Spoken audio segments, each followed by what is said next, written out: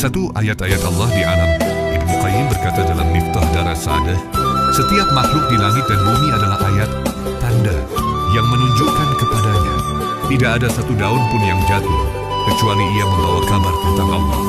Wahai jiwa, ketika engkau melihat gunung yang kokoh, laut yang luas, burung yang terbang, harimau yang berjalan gagah, ketahuilah, semuanya sedang berbicara tentang Tuhanmu. Ludusin, ketika bumi mulai bicara, Ibnu Qayyim berkata dalam Ighatsah Al-Lahafan, kerusakan yang tampak di daratan dan lautan adalah cermin dari kerusakan hati manusia. Maka jangan heran jika hujan turun tanpa henti.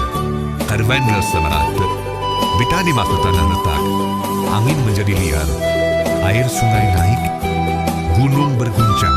Ini bukan sekadar fenomena alam. Ini adalah bisikan halus dari Allah kepada manusia. Tidakkah kalian kembali? Berita kita musibah adalah teguran cinta, bukan kemarahan murni.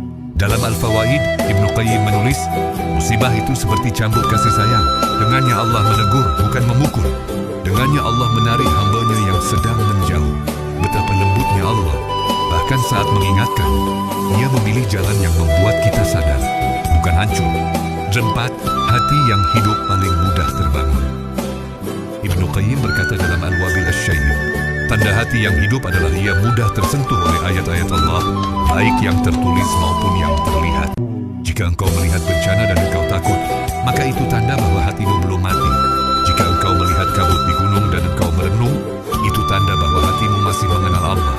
5. Ketika angin meniup hatimu, Ibnu Qayyim dalam Madarij As-Salikin menulis, di antara bentuk kelembutan Allah, Ia membangunkan hati hambanya dengan kejadian-kejadian yang menimpa tubuh dan lingkungannya. Karena itulah, angin yang dingin, ombak yang tinggi, suara petir dari langit, gerak bayang-bayang pepohonan di hutan.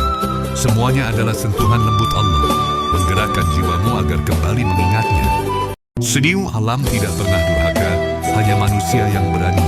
Ibnu Qayyim berkata, seluruh alam bertasbih kepada Allah, hanya manusia yang kadang membangkang.